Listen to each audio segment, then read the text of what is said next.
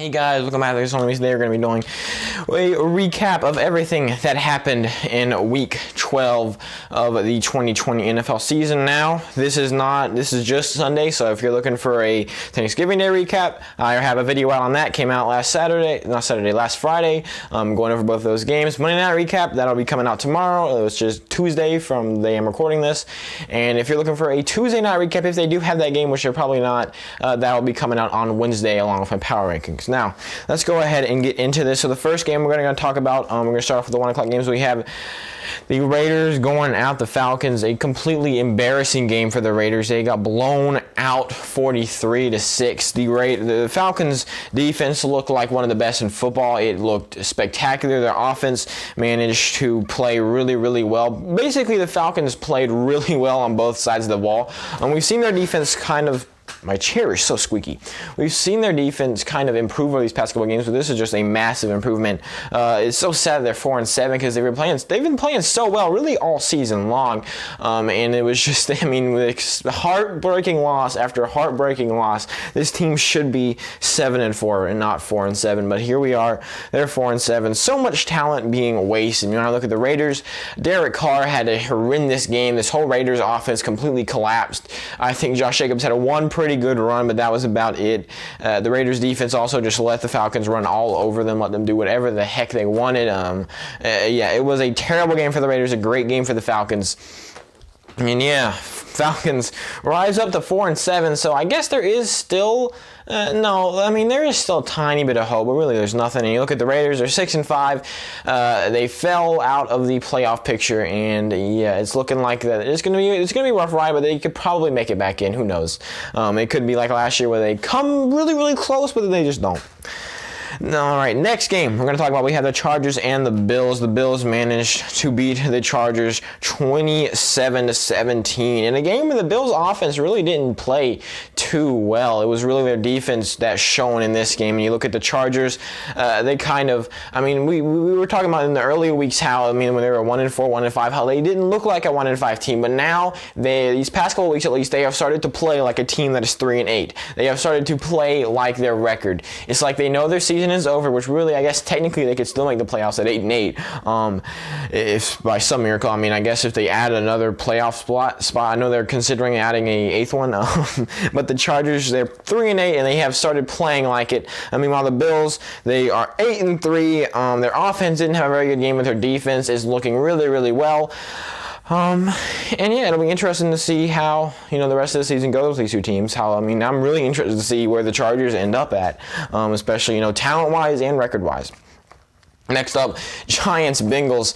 The Giants, everyone was hyping them up so much, and they got the win, but they played terribly. It was a horrible game on both sides of the ball. They were going up against a backup quarterback, and they let him drop 17 points, which, again, is not very good. But then their offense went out there on this Bengals defense, which, it's not great, but it's definitely not terrible, and they only scored... It's not great, but it's not... what I just said. And they managed to only score 19 points. On that Bengals defense, like I said, is pretty not... it's not bad. It's not a bad defense. I don't know how to say that. And the Giants, they didn't play well, and now... Daniel Jones is going to be out for a few weeks. Not a few weeks. He's going to be out for a while. They are right now the number 1 team in the NFC East. And next week, their only competition really for the NFC East at this point, the Washington football team is going up against the Steelers. So I'm pretty sure all 4 NFC East teams are going up against a really tough team. So they're going to have a chance, even with Colt McCoy at quarterback, to stay in this race at 4-8 next week. But right now, the Giants get really, really lucky that they're going up against the Bengals without Joe Burrow, and they get a nice win. 19. It's a win no matter what. They're still number 1 in the NFC East. As of right now, they're in the playoff picture, a 4-7 team, and most likely, eventually next week, a 4-8 team, unless one of the 4 teams can pull off a miracle and win against a tough team. I'm pretty sure I don't know who the Giants are playing, but Washington's playing the Steelers. The Eagles are playing the Packers, and I'm pretty sure the Cowboys are playing the Cardinals. So, yeah, it's not looking too good. Next up, Titans against the Colts. Kind of exactly the opposite of what we saw on Thursday night a few weeks back. The Titans beat the Colts 45-26 to take control of this division.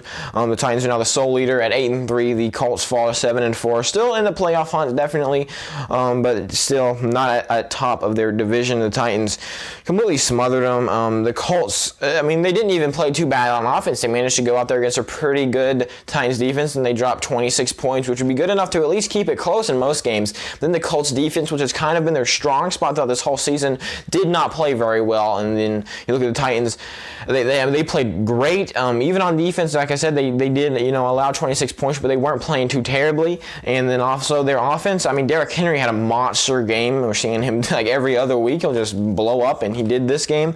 The Titans go to 8-3.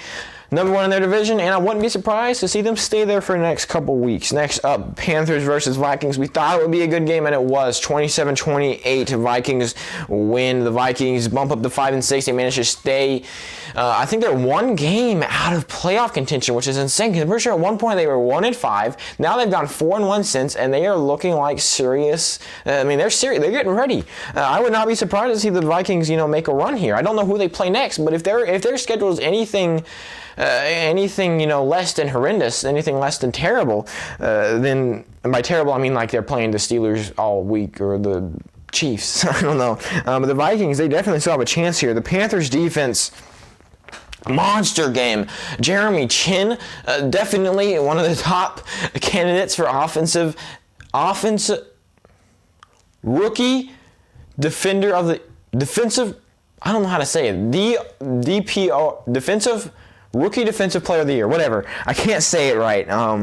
I never can say those awards right, but the Panthers, Jeremy Chin played monster. 2 fumble return touchdowns in 2 consecutive plays, turned the game right around. It was 10-7 at the half, and then all of a sudden, after 2 plays, it was 21-10 the Panthers' way. But really, the Panthers could never get anything going on offense. I think they scored 13 total offensive points. The Vikings, they actually didn't do too well on defense. Yeah, I just said that the Panthers didn't get anything going, but they were still, getting yards and stuff. They were getting right up close to field goal range and having the punt. The Vikings, though, their offense played pretty well, especially in the fourth quarter, dropping 18 points. It was a pretty good game by the Vikings. The Panthers offense, which we've seen kind of been the strong spot this whole season, it really underperformed, played pretty badly against the Vikings defense, which has been their weak spot. So, I thought this would be a chance for the Panthers offense to shine. I thought that would be, their chance, but really, this could very easily have been a 35-13 game if those 2 fumble return touchdowns hadn't gone. It could be anyway. It would have been. It should have been a 28-13 to 42-13 game. It really was a blowout the Vikings' way, other than those 2 plays. Those 2 plays swung momentum in the Panthers' direction, but they got 1 touchdown in the second quarter and 2 field goals in the fourth quarter, and that was it on offense. They looked pretty good on offense, but scoring-wise, they didn't do very good. Next up, Cardinals versus Patriots. Patriots get the upset win over the Cardinals 20-17. I think Cam Newton threw for 84 yards. They go right back to that formula that was working for them 2 weeks ago against the Ravens. They get a nice win. They bump up to 5-6, staying in the race here in the AFC. They're definitely still in it. The Patriots defense played lights out against the Cardinals, especially after the first quarter. The first quarter, I think the Cardinals were up 10-0, and then they lost 20-7 for the rest of the game. Not looking too good. Cam Newton, though, I just talked about, I think he had a 23 quarterback rating, 84 yards, and you're starting to see more and more how people, we saw earlier in the season, people were like, oh yeah, all you Cam Newton haters, look at what he's doing.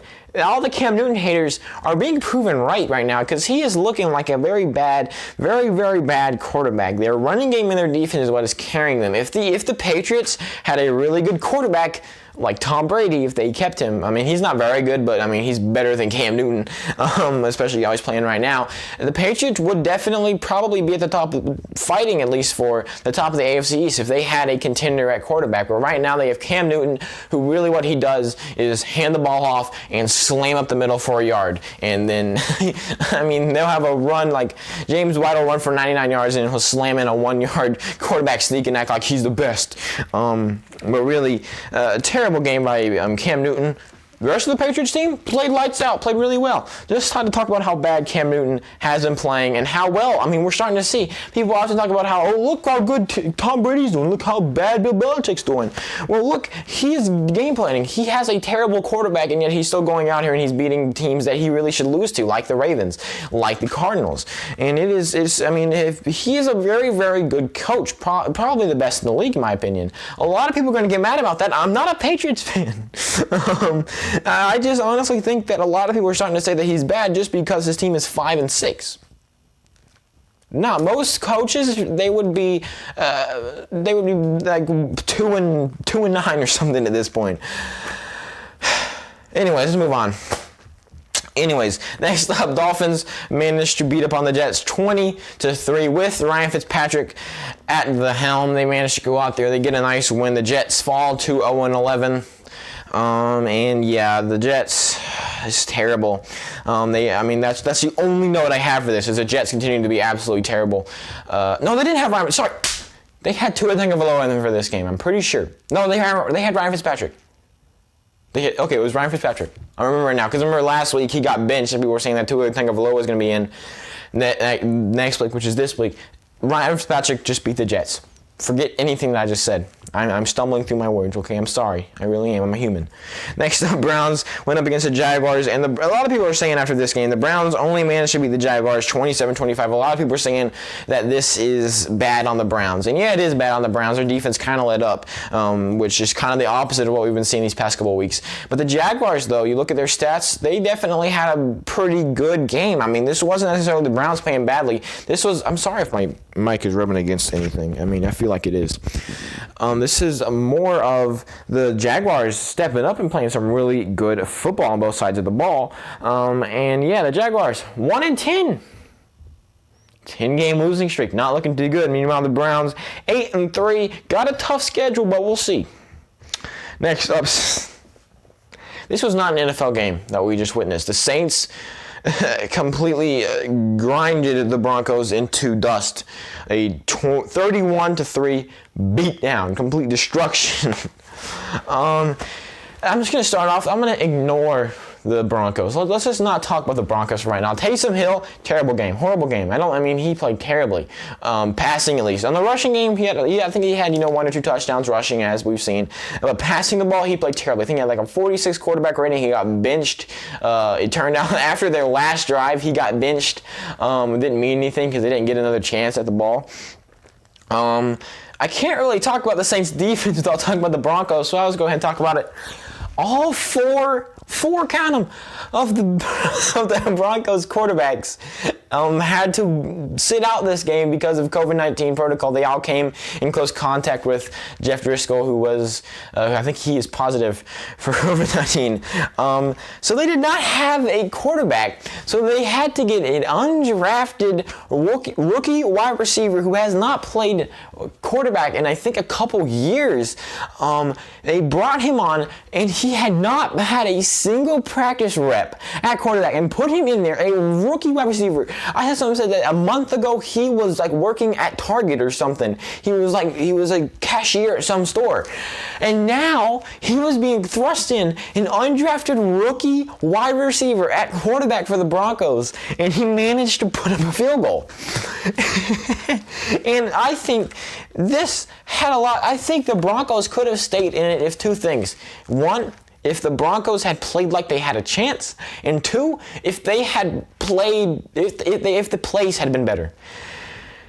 If you watch the game, I'm going to talk about this for a pretty long while because I was obsessed with this, the fact that this game is such an anomaly. The Broncos, they did not run So let me just talk about, if you're wondering, the quarterback, I forgot his name, I think it's Kendall Hinton, I don't know. Respect to that guy, by the way. No matter how badly he played, he played, he was thrust into about as bad a situation as you can be in, and he played, I'm not going to say he played very well, but he played about as good as you could expect someone in that position to do. He was 1 for 9 for 13 yards, 2 interceptions, but again, he's a wide receiver. We went in there. There were no wild card. There were some wild card plays, but there were no wild card plays where you would throw it backwards and then another running back would throw the ball. You'd expect him to do that, right? You've already got a wide receiver starting at quarterback. There were very little screens. You look at this. His 2 interceptions came from the fact that he was throwing the ball, not necessarily one was very far, but one was 6-7 yards. But still, they were not doing very many screens. They were running the ball constantly. Anytime they were doing a passing play, it was deep. And, whenever you have a wide receiver starting at quarterback, really the only screenplay they ran was the completion for 13 yards to Noah Fant. That was the only... Also, RIP to anyone who was playing a Broncos wide receiver or tight end. Sorry, but yeah, that's not looking very good. Another thing, the Broncos defense completely let up. We've seen them play very good these past couple weeks. They just did not do anything. You could tell the Broncos did not play very well. And also, you look at these plays, the Broncos offensive line was horrible. And I know that the Saints were stacking the box because they knew that the Broncos are going to run the ball on almost every play. But when you look, every single time that Kendall Hinton went out to throw, that was his name, Kendall Hinton. Anytime he went out to throw, he was constantly under pressure. Even on the screen pass, he was falling and he threw it to Noah Fant.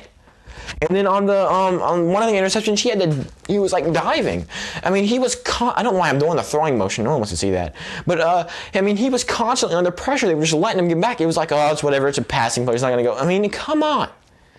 Do something better. Their offensive line, it hasn't even been that bad this whole year, and it played terribly. One of the worst performances I've seen from an offensive line ever. They did manage to get a field goal. It wasn't the drive they completed a pass. After he completed the pass, he threw an interception. But still, terrible play calling and terrible play all around by the Broncos. Yeah, you could blame Kendall Hinton, but the defense and the offensive line did not play very well. Now the running game was up and running pretty well. It's just the fact that the Saints really expected them to run. Now, after that basically 10-minute rant about the Broncos, let's move on to the 49ers versus Rams. The 49ers got the upset win against the Rams to stay alive in the NFC West. They are now 5-6. The Rams fall to 7-4. I don't know. I think they are out of number 1 or first position in the NFC West. I think that has now been given to the Cardinals. No, Cardinals 6-5. The Seahawks, maybe? Are they 8-3? I don't know. I think the Seahawks are actually now first in the. They will be after later today because they're going up against the Eagles. There's no way to lose that game. But the 49ers went in. They played pretty well. They didn't necessarily. They kind of did a Patriots type offense where we saw them run the ball heavily, which worked a lot against this Rams defense, and their defense went out there and played really well. The Rams offense completely underperformed, and their run defense definitely played very badly. Their pass defense, the 49ers really couldn't get a passing game going. Yeah, they had a couple of big plays, definitely better than what we've seen from Nick Mullins in the past, but nowhere near as good as their rushing game. And obviously, that was only good enough to keep it close. The Rams are a pretty good team, but definitely the Rams played pretty badly against a really bad 49ers team right now. And yeah, the 49ers get a win to somehow stay alive.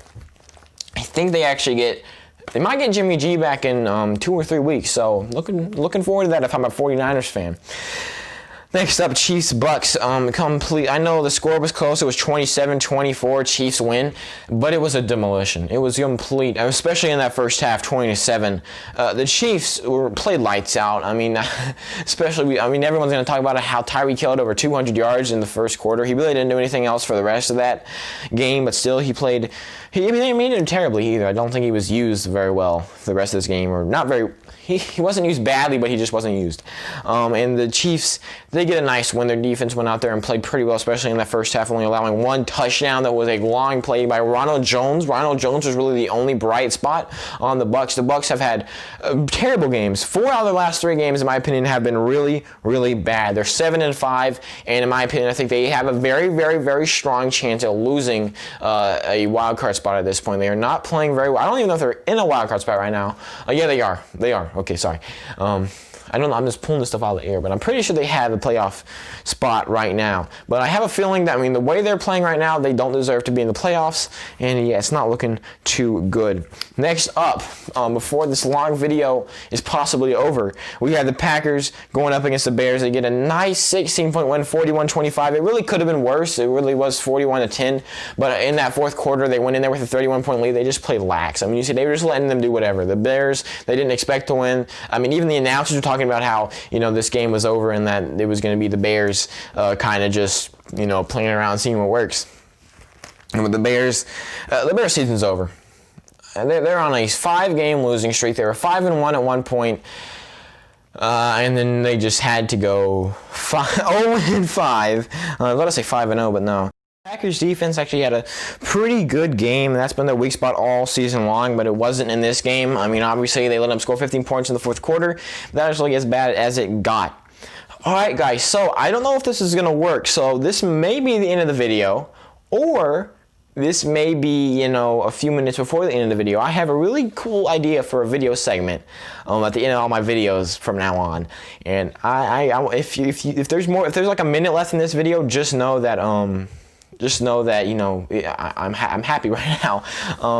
Possibly bye, but also possibly see you in literally now. Alright guys, so since we're nearing, I don't have my mic out because I'm going to be moving around. But don't leave it. This could be entertaining. It's going to work actually, but since we're nearing the end of the season and teams are being, eliminated from the playoffs already, and teams are being, clinching playoffs soon, I'm going to go ahead and do a segment where I'm going to say, like, oh, this is one team. If I make the shot, that means they clinch the playoffs. But if I miss, that means they missed. And I already know, of course, I'm not going to, just randomly shoot and be like, oh, I guess the Jets clinch playoffs. But, seriously, right now, the Jets, pretend this ball is the Jets. If I make this shot, that means that the Jets have clinched the playoff spot. It's just, a more fun way of me to let you know, kind of as a recap, who, clinched and who got eliminated. So let's pretend like you don't know if the Jets got eliminated or, if they're in the playoffs. So let's go ahead and see. Oopsie. Looks like the Jets aren't going to be in the playoffs this year. It was really last week they got eliminated, but I didn't know how to tell you. One more team, though.